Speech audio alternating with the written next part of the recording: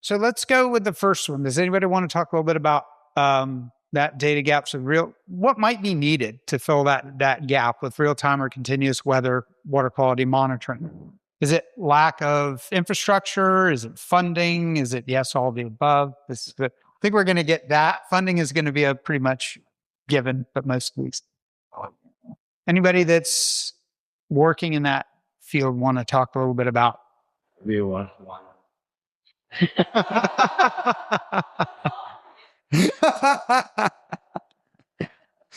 We're going to share with it.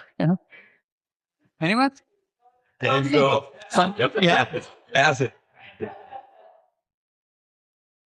Obviously funding is number one, but if you want to put real-time sensors, even if it's just like a data sonde of some sort, you need the infrastructure. So you need a piling or a dock or some sort of hard structure. Then you need permitting to do that. So it does take some effort to do that, and you need to be able to buy the instrument, and then someone needs to be able to maintain it. So, and then look at the data. So it's possible to do at minimum, like a YSI sonde or something like that. And you could get general water quality parameters. But I think that would be important in a spot like this, where we're asking questions about how much salt water is coming in, how much fresh water is moving out. So this could be a really ideal place for it. Anything beyond that YSI, like continuous sensor, is going to be mondo bucks and much harder to maintain. So would a first step to this be something like if someone took the mantle of actually just establishing the locations, piling in there to start with? That's a pretty big lift to even get started with.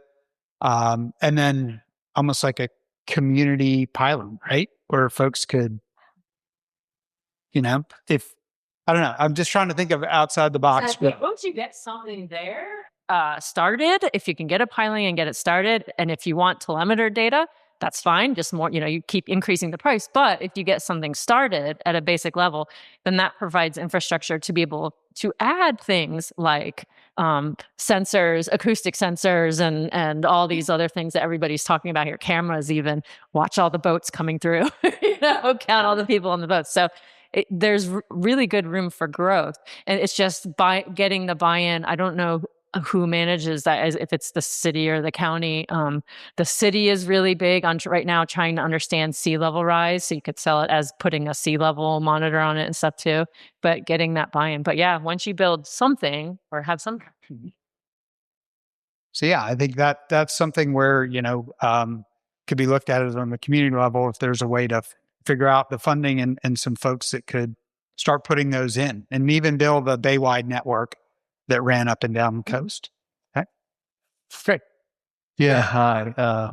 Greg Blanchard, Manatee County. I have a 6-station automated monitoring network that I started last year to develop the skills and technology to implement automated monitoring in several areas that we'd like the data.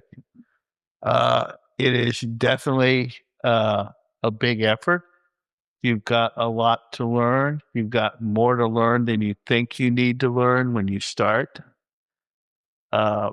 Big obstacles right now are the intensity of the maintenance of the probe, although selection of the right model equipment has facilitated that a lot.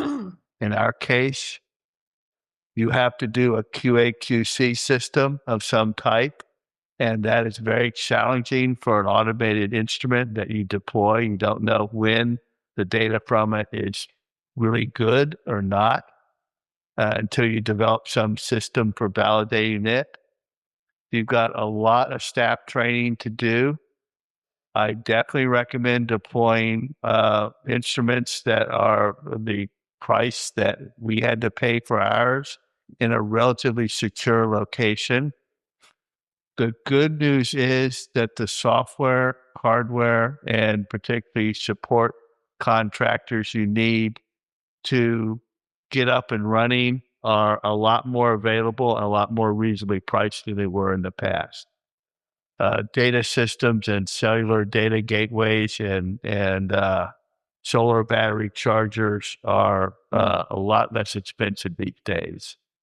And we've got monitoring stations installed with just a NEMA box, barely the size of an 8 by 10 piece of paper. And those are a lot less noticeable than what we used to have. Right now, I figure about a third to half of the way through the learning curve, although my instruments have been recording for about just under a year now. But the data from them are fascinating. It's very well worth your effort to learn the techniques and technologies, and then you'll have plenty of ideas for applications. That's great.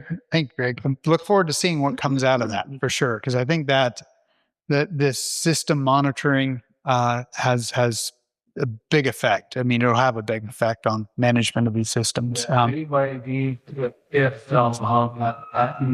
contact, it should be an unfortunate person that by program. Be very nice, simple. Fine. We'll do.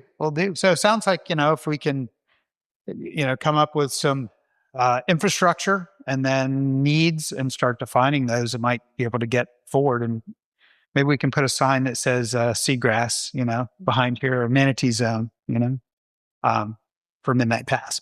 All right. Anybody else along those lines?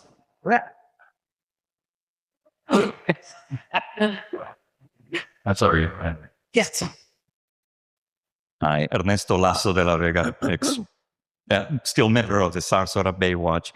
And I'm so glad. Oh, you got this shirt. Go. Can't say now. The first one, I agree 100%. The best of education has to be in there.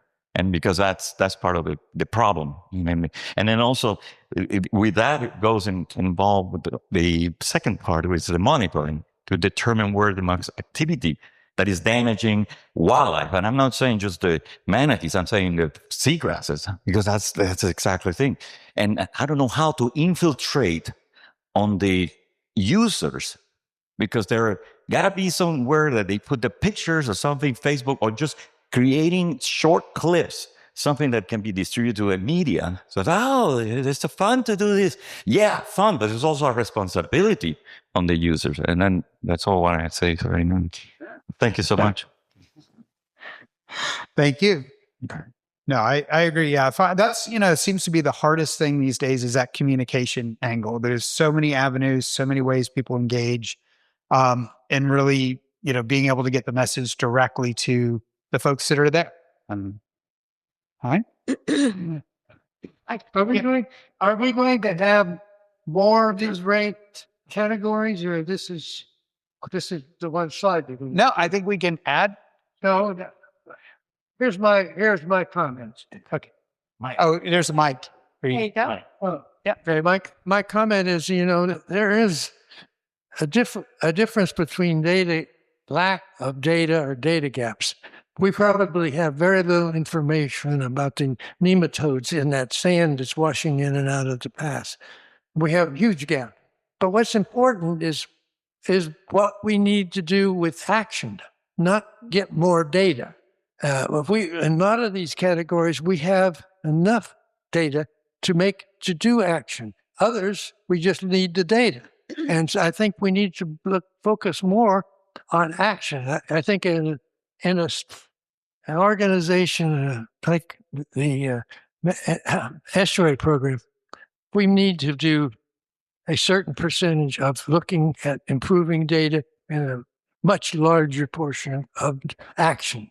And this is all kind of focused on where we need data. And so I think it's not the right ranking for program. Okay. Anyone else on that? So we have the vessel traffic and human use. Anybody have one of these particular that stands out to them? It's Justin. So following up on the education piece, I think there's like sort of two main stakeholders, right? Like there are people that live here and are recreating regularly, and then there are tourists. And I think building community buy-in can look like a big gathering, a celebration to celebrate Midnight Pass where it's fun and people want to come. And then it doesn't feel like you're telling me where I need to drive my boat. It feels like, hey, there are seagrass beds here. Isn't that cool? Here's how we protect the seagrass beds. And I think on the tourist side, to the point of how do you reach people who are just coming in and they're renting a boat. And yes, going through the boat rental places is really helpful, and maybe videos and signage and things like that.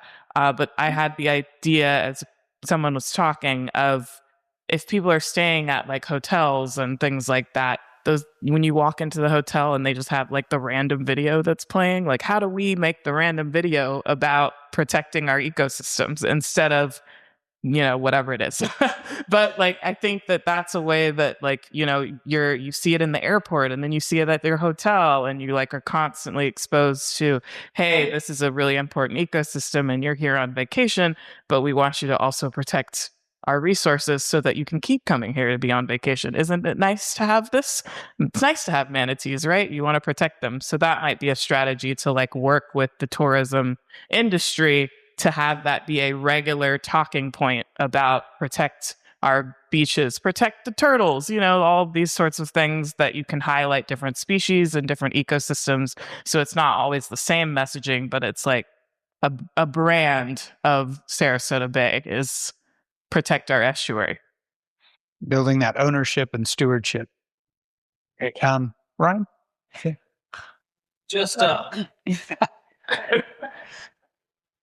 don't know if it'll cut that. So on the vessel traffic thing, if there is some action that would benefit from having vessel count data, our program, our electronic monitoring program at MOAT was just awarded a project through Gulf States Marine Fisheries Commission to develop a camera system that automatically counts basically ingress and egress. Granted, this location has the additional challenge of people arriving, staying, but with the right camera placements, maybe this is possible. The project is just starting up, but as soon as we see some success with this system, it would not be overly difficult to deploy it and at least get some of that data on the number of vessels coming in, out, which direction, size of vessel, and all that. Mm-hmm. So we're making progress. No, that's great. All right. Anyone else on the vessel human interaction side? No? There's a speed limit, right? Mhm. So can you talk to law enforcement and say, people are, I don't know if this is happening, but it seems like whatever the rules are, you could enforce the rules we already have. So if somebody's driving through at 40 miles an hour or something and they're supposed to go 15, give them a ticket. We already do that. You don't have to invent anything. If those are those right, Carrie? Is there a speed limit in there? Uh-oh, she just took a bite of something. It's, if it exists, Yeah. Yeah, I think the real challenge with that because I was on the other side with FWC is that just the number of officers they have, even there or with the sheriff's office, has just been so limited, and now their reach is even more limited, and they can't do safety stops and things. So just getting the attention there and them focusing on those higher traffic areas, but sometimes that just takes asking, and awareness. So I make. This, I do online video was there's like limited, but these if it is so sort of all it's very patrol that work then because in a big area people that might be a direct action thing right now. That's it just seems like maybe that would be a really good way to like start this up and need people in what interested in Right. Information or paper or something like that. But because I know MWC can't always be there. Right. But if there's somebody else who just says, hey, this is the slow speed zone, but if they're marked with volunteer, just like the postcard is a little like, I don't know if there's that ability. But it just sounds like this area really needs it right now. Yeah. Some kind of action to manage vessel. Yeah. No, for sure. I mean, it's almost that soft community outreach to folks. Yeah, I think it'd be right for something like that to happen, at least as a stopgap, for sure. Hey, Ryan. lot of people like to have power, you know? We come up and slow down now. Yeah. Hey, Ryan, over here. Sorry.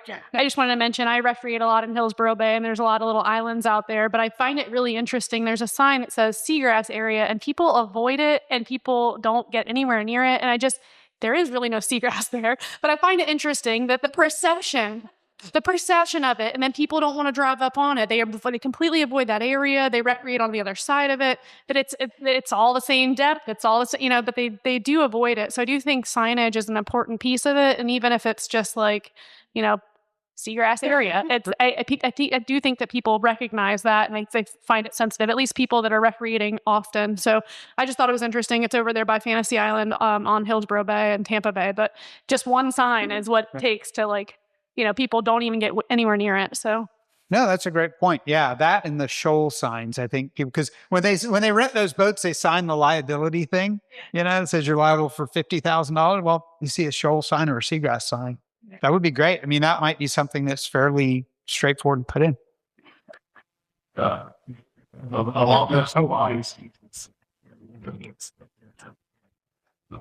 Along those lines, ideas of shoal exclusion zones, seagrass exclusion zones, channel markers. Those are all things that can be implemented. Those are all things that I know under the umbrella of the county. I'll speak for them this long, but never again, I swear. But those are things that can be done.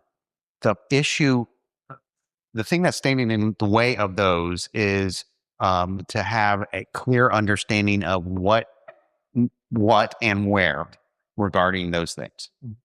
The regulatory side of putting in channel markers and exclusion seagrass is easy. It's easy. It doesn't cost a lot of money. It's something that can be done under normal business. The fundamental challenge is where to put them and to make the most effect and to be getting that kind of consistent feedback. Because as you even mentioned, they work, but in the example you mentioned is it's in the wrong spot. It's in an area where there is seagrass. So does it make sense to do those? It absolutely does. And it's something that can easily roll out of the overall initiative right now. That's very midnight pass. The challenge is for folks like me who can do the permitting. I am not the one to decide the best place to put a seagrass channel. I don't know. I would defer to the expertise in this room, but that information would need to be conveyed so that but in terms of doing it, it's easy. It's not hard. It's not expensive. It can be done. It's just a question of if there's a particular place where, a seagrass signage would be good or a channel marker would be good. That information needs to come down and be conveyed. I'd be happy to, if I knew where to put one today, we could make it happen. Right. But I need to know where it needs to go. Okay. Well, that's something, I don't know, with the new mapping coming out too, we'll have better delineation of after the storm locations of that, as well as the shoaling, because, and we've already I'm sure with the amount of mapping that's gone on since the storm, there's probably just a matter of compiling that and getting a group together that can focus on it just to put some points. Correct. And my ask to the people and the expertise in this room is for you to convey that information to me. Okay. So that I can relay it to the county, again, it's not hard to do, but if you're relying on me, I'm not the seagrass expert to decide where the sign goes. It's not going to happen. But if we can build a consensus of, hey, the expertise would really like to have a seagrass sign here or there or wherever, the execution is the easy part. It's determining where they need to be. That's the real gap at the moment. you might go to the panel for the thing that monitors features too. If you're having a file is instead of monument feet to it, so I get you the one. Yeah. Sure. Yeah, I mean, we would, I'm just saying, if there's an obvious, when you look at the area, channel markers would be a good idea since there are none, right? Mm-hmm. For lots of reasons. And certainly putting monitors on channel markers is a classic. So, yeah. Sounds like we have an action. And we are being asked if you have a question, you could stand so we can get you on camera. Thanks. And it's camera very high gazing. Since we're brainstorming, I have an idea totally out of my expertise or anything, but I just think it might be a good idea. You know, when you go to a national park or a state park and there's a trail, there is a post there with brochures and information. If we could have those, something like that, at all the main entrance channels into the area where people would stop and they would be explained why they should stay within the main channel, why the seagrass is vulnerable, why the manatees could be possibly affected, all that. I think it could go along with that. When I go to those trails, I try to do the same. That most people would, but most people that just go in there, they have no idea what was there and what they're trying to preserve.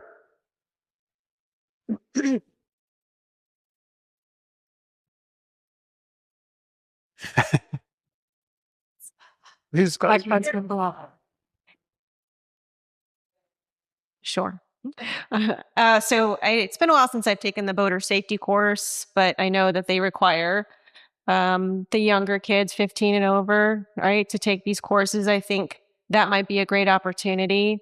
These Coast Guard classes. I've offered myself to go give talks to these classes to talk about manatees, but I think maybe a module could be put together on how to best observe, protect seagrass beds. The second thing is potentially partnering with Garmin or some of the other companies that do the GPS. I don't know how many rental companies use the onboard GPS, but I know that the state was approached to partner with Garmin on loading those manatee protection zones onto the Garmin. They declined because they change from time to time and they didn't want, a liability issue. But that could be something where seagrass, the most recent seagrass maps are uploaded and as areas to avoid, shoals, and that type of thing. Yes. Brian, we do have the seagrass maps that go out to all of our marinas. Maybe we add manatee protection zones to those because they're used widely. I think that would be a good thing. And even short term, just straight outreach to those folks, and then try to build other products to support that. Go. Mike Jones. I might be going way off topic here because I really don't see it in data gaps, but I do have a specific question for the people in the room. Would another data collection, real-time data collection, continuous site be an advantage to anybody, or use USGS would be putting it in? It's stage and rainfall only, and it's at a piling kind of where North Creek comes out, or that north channel from Turtle Beach comes out into the main north-south channel. There's a piling there. Would that be of use to anybody? Because I have like the budget numbers and all that for that. And my director wants to know if we think that would be helpful at all for the Midnight Pasta.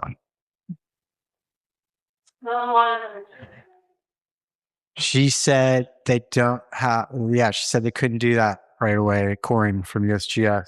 So it would just be stage and rain at this point. Any thoughts? Yeah.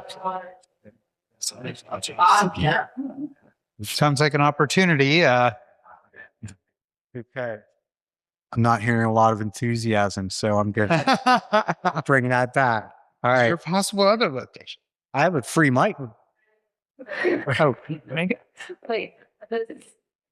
It's not to answer that question, but just FYI, our underwater acoustic receivers do have the capability and are collecting temperature at the depth of the receiver. So it's not sea surface temperature. It's actually wherever the receiver is. Those aren't real time, but we will have them available. And they do get uploaded to Socora's website. And so all of everyone who has acoustic receivers deployed along the Southeast Atlantic or in the Gulf that contribute data to Socorra. It's one of the IUS systems. if they have temperature recording on their receivers, it all gets uploaded and it's publicly available. But it's like for the year prior typically. So it's like a little bit delayed. But if you need something from like midnight past in real time, we'll be monitoring the system 4 months, every 4 months in midnight past. So if it's something you need like somewhat regularly, just let us know. That's helpful. We just deployed the receivers in March of this year, so we don't have too much data yet, but we will have it for the next year at least. I don't humbly, I want to mention something that Sarasota Bay Watch is going to be doing, and not just to brag about that, but it's just to pass the information to anybody else who knows NGOs who want to be actively fixing or repairing sea scars. You know, the scars on the and sea grasses, scars from propellers. We're putting clamps on those scars, and we are already submitted a permit.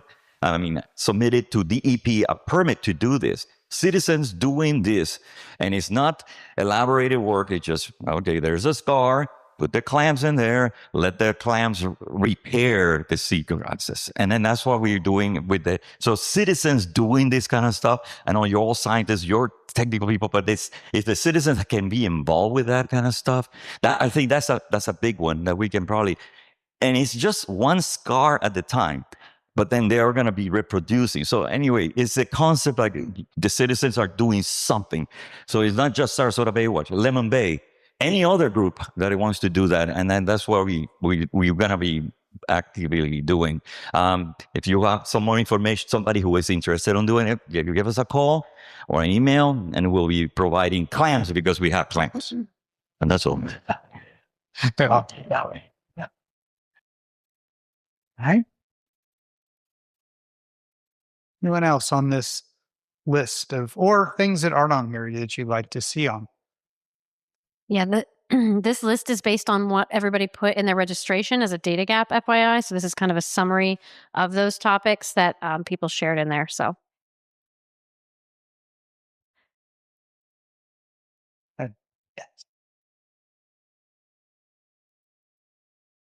Hi, I'm Emma Bullock. I'm a postdoc at Moat.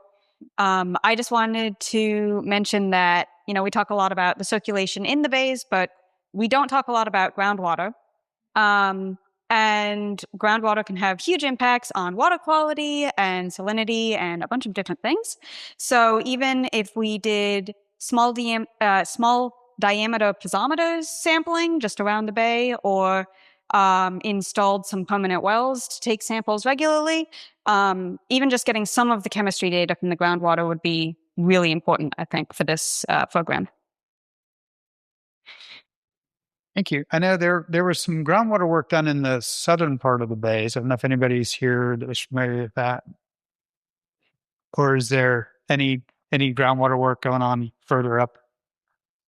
Are there? You want me to stand up too, don't you? And all right. So I'm Heather. I work with Sarasota County. We did a groundwater nutrient study. It was very small. It didn't really yield a lot of results. It was very difficult. It's much harder than you think to install wells and go out and sample.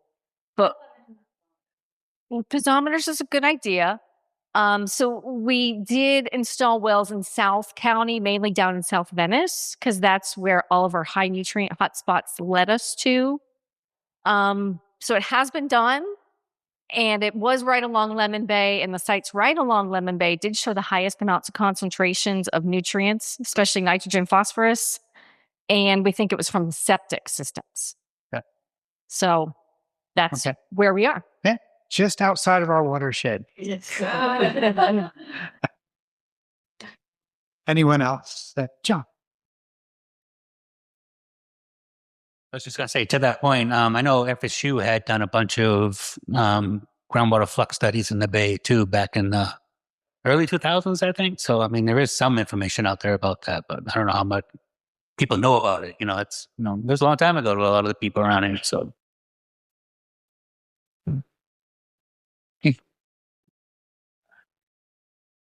Yeah, back when I was working at the USGS, I can't remember the scientist's name, Peter, whatever, did extensive studies in Tampa Bay and found that groundwater pumping into the bay was a very important source of nitrogen input. We don't know much about that, and it hasn't been followed up because the problem is there's not really much you can do about it. But is it important? It's important to know, to be able to put that into your budgets when you try to analyze the systems.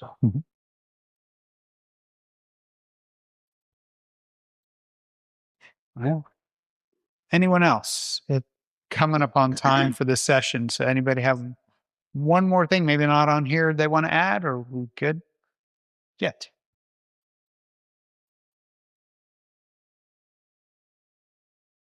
Thank you. What I can see in this list, there is no mention about geotechnical data, especially any kind of like sediment cores.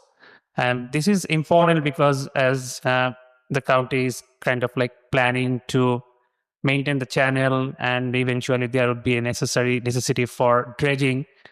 And then if you want to utilize those dredge materials to place nearby beaches, the sediment quality is going to be an issue. And I think in the morning, someone mentioned that there could be a possibility of some muck layer or any kind of like clay present in that area.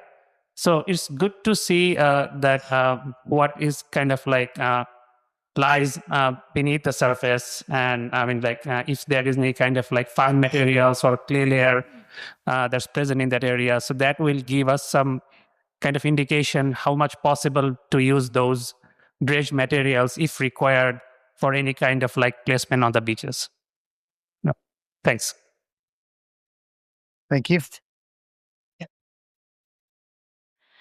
Hi, to kind of answer that, the University of Florida is partnering with a lot of different institutions through an NSF grant to do some of that work. So specifically, my PI and our lab is looking at more surficial, but we also did some cone penetration testing along Midnight Pass to look at some of that layering near the inlet entrance.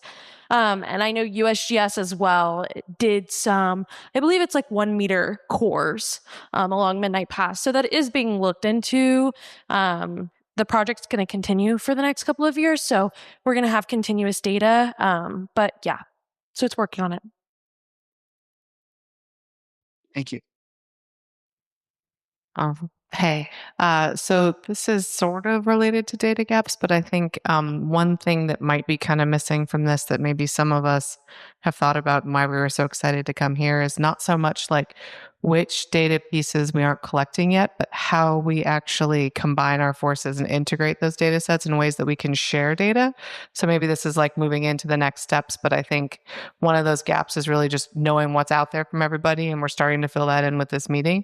But also then how do we share that in ways that help benefit all these different monitoring efforts?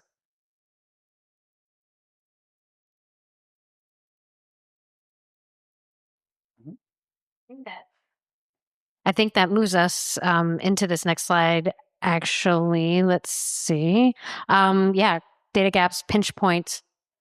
Is it data collection? It sounds like it might be data analysis and sharing, mapping and funding. And this is just to sort of fuel discussion on data gaps and next steps. So as we move through this, I think if somebody wants to shout something out, feel free, we'll run a microphone over to you. But this was just kind of to fuel everybody's thinking about this and discussion as we move to next steps.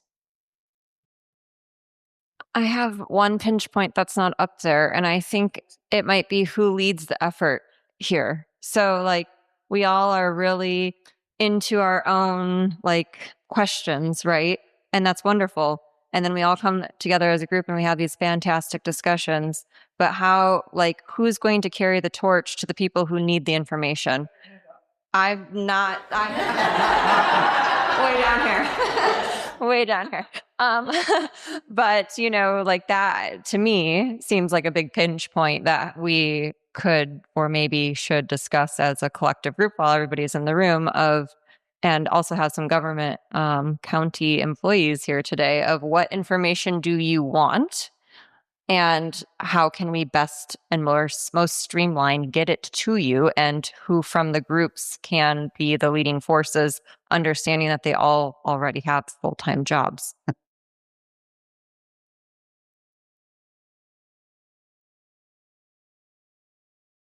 So, since you had your hand up, you know, a lot of us have been to these kinds of meetings, right? And a lot of times, what's the product that comes out of it? Is it a white paper or a white journal, or is it a journal, or is it, you know, what do we do that we can take to county commissioners or regulatory agencies or the people that, you know, where can we combine all this great data? I know a lot of us want publications, and we're working on that, but we have the basic stuff right now to start putting that together. Is that something that the estuary program is thinking about doing post this meeting? Or, you know, because that would be at least a stepping stone to bringing it together.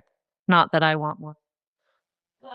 So, yeah, no, I mean, that was some of the impetus for what we're doing here, was to just get everybody in the room to first see, you know, sometimes these, you get a great idea and you're like, let's run with this and see if there's enough momentum.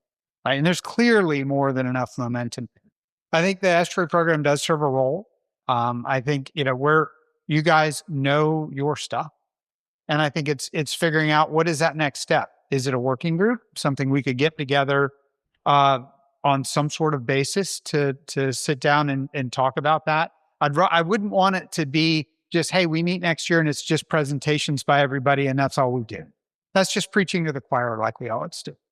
So maybe that's it, is after this, you know, sitting down and really thinking about reaching back out to you all who might be interested in getting together, or sitting down, even just webinars or something, to figure out what's that nexus, what's that grain of sand we start accreting around, right? To build this out. Because it sounds like we've got everything from the pure science side of things, but then also you've got the interactions, human interactions with that. And it's not just for this system too. I think this applies even outside that, but this is a good starting point for it. So I'm glad to, you know, for the estuary program we'll continue after this to not only just roll out what came from this meeting, but to see what we can put together that's reasonable, not trying to meet, you know, way too much, but try to have really efficient and effective outreach to y'all to see what kind of those next steps are. Because gosh, I think by the time we're done with this, there's a whole lot that's on the table. I think it's really important after moving that other stakeholders in the community besides science and medicine. Yep. So like I'm just putting that should be the phone use groups, the tourism groups, the invite a few members and stakeholders to use the area. Yes, I think that's something I'd like you all to think about also. Who's missing? Right? Because the way this started off was that idea of talking to a few of you all and like, okay, there is a need for this. We're going to put it together. I think I just have everybody I'd emailed before, sent it out and said, whoever's missing from this group, keep sending this out, keep reaching out. So it needs also some of you all and your experience to provide some of that feedback. But I completely agree with you. I mean, you know, even down to having even a Chamber of Commerce member in here, or, you know, someone with a boating community, or even having we could request FWC law enforcement. They'll come to meetings like this and listen, you know, especially if we have talks that speak specifically to interactions that they may be able to help with, just to provide some of that extra coverage. So there's a way to do this. And maybe that's that big next step, is gathering that together, see what that is, and then suggesting some ways we can have this interaction as a working group and move that forward. I feel like today I learned that this vicinity is a lot more precious than I thought it was. I know it was a nice place. You know, I like it there. It's pretty. It's got a lot of nice qualities. But after you experts talked, it was like, oh, but it's very important for manatees. It's not just another manatee place. It's a very important place for dolphins. It's not just another place. The fisheries thing, I had no idea. I should know that, but I didn't. Really important for fisheries, really important for nursery. And I thought, oh, this is a thing. This is a special place. And I didn't know that. Maybe you all knew it, but now I think, oh, this is like a thing that needs special attention. It needs care. It needs to be treated like a special place. And what that means, I don't know. You know, I think that's what we try to figure out. But I think there's a history of people learning that a thing is a special thing, like turtles. Probably 50 years ago, people just ate them. And now, and in fact, dolphins are like that. Until Flipper came out, dolphins were not that protected. People came to cherish them.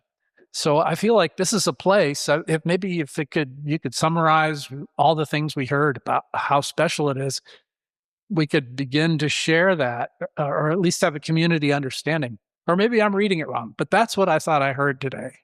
I thought I heard you say this is a special place. That's all I got. Are you suggesting a podcast, Mom?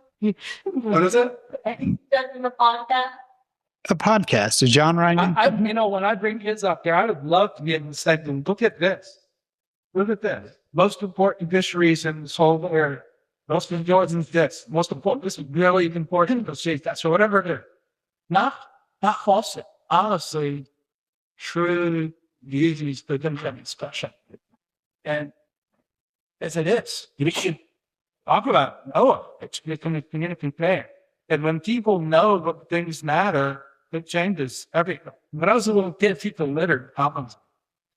So taboo now, you're polite, you litter. But they used to do that. People can shame.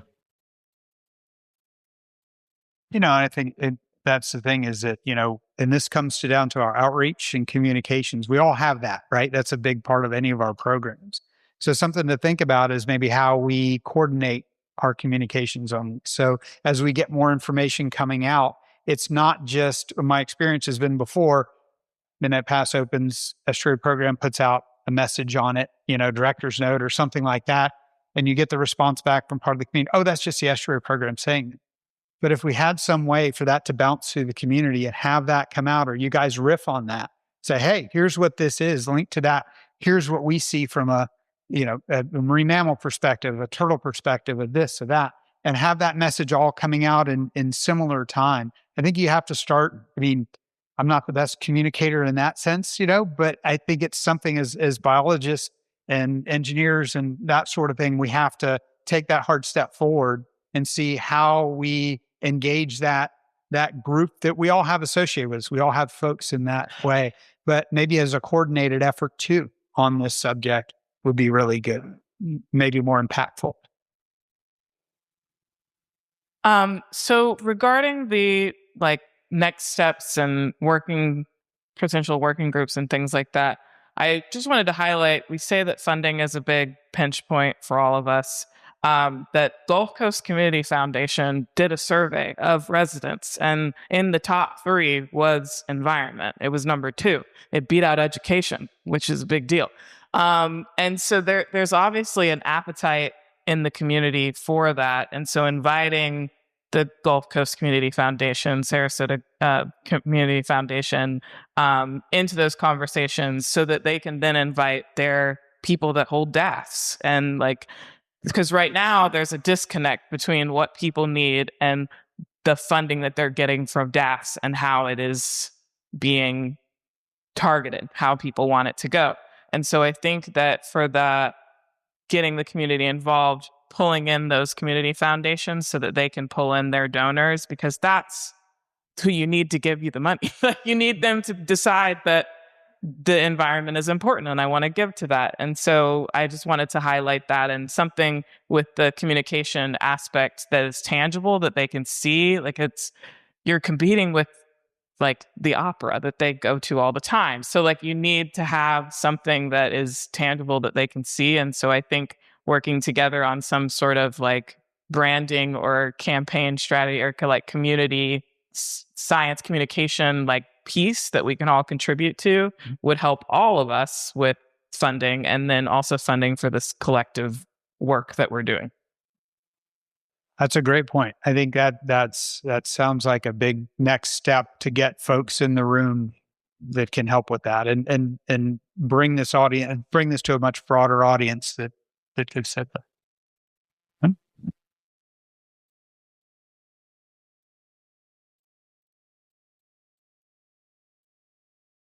Just regarding bringing the science and the data to the public. I just wanted to add to that that the Sarasota Bay Listening Network is planning to launch a public website soon where people can listen to live sounds from the Bay.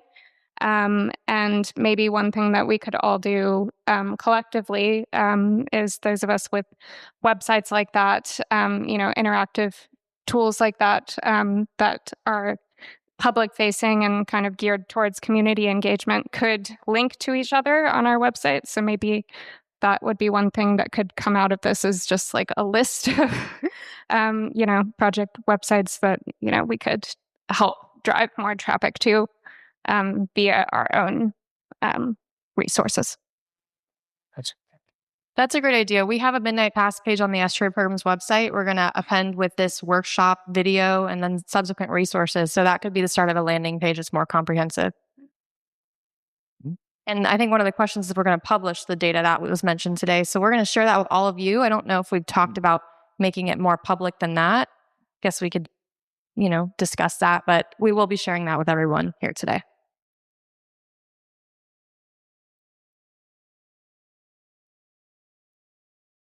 Yeah, I think that'll be it. Was with the intent was at the end of the day to not just share the video, also share the links to everybody so they can communicate and all that. But if there's any other things that you think you'd like to see from this, please let us know. I mean, I think that's a big part of it. Part of this was also seeing where our blind spots are and how to start bringing these together. We got a question over here. Oh. Just one last comment on regarding communicating all this good stuff. Our Facebook group has over 13,000 members, I mentioned. So all groups in this room, anybody really, please use that channel of communication. I operate it, so I'll be sure to approve it. Any findings or any information, I think that's good for there's a lot of people on there that love Midnight Pass. So the name of it is Restore Midnight Pass Now in all caps with 2 exclamation marks. Somebody was upset when they created the page. It wasn't me, but that's it. Thank you guys. And thank you to Ryan and team. This was a really cool event. So thank you guys. Thank you. I just wanted to point out this comment down here because this is the summary question I was going to kind of ask, and it kind of summarizes it.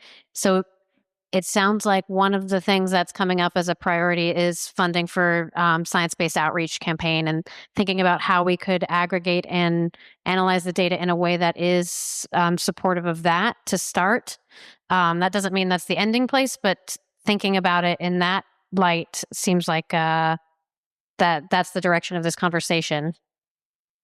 So I just wanted to highlight that comment right there and figuring out how we're going to leverage our networks for that, but funding for the analysis for that. Right now, I think it's a multi-pronged approach. It's not just a workshop that's get a whole bunch of people in the room, but have almost breakouts where you have communications groups. You've got even funding partners in different groups to do that, as well as summary analysis, of what you've got. But enough. All right, so we definitely need signs. Wants us not. Anyone else? We're kind of hitting that right at the end of the day. I really appreciate everybody sticking in here for this long. It really shows a passion for what we're doing, and the Estuary Program is going to do everything we can to keep this moving forward. I was just impressed by the momentum we had early on. It started at 30 people, and I thought that would be, wow, that's a lot of people. And then, bam, everybody started clicking the I want to hear who put that Midnight Pass tiki bar up there. I know it was one of you who put that up there. It's already there. Floats through. Have you seen it? Oh, all right, Ryan, you would know. There we go. Through in a pontoon boat. A couple of them. And a fruit vendor.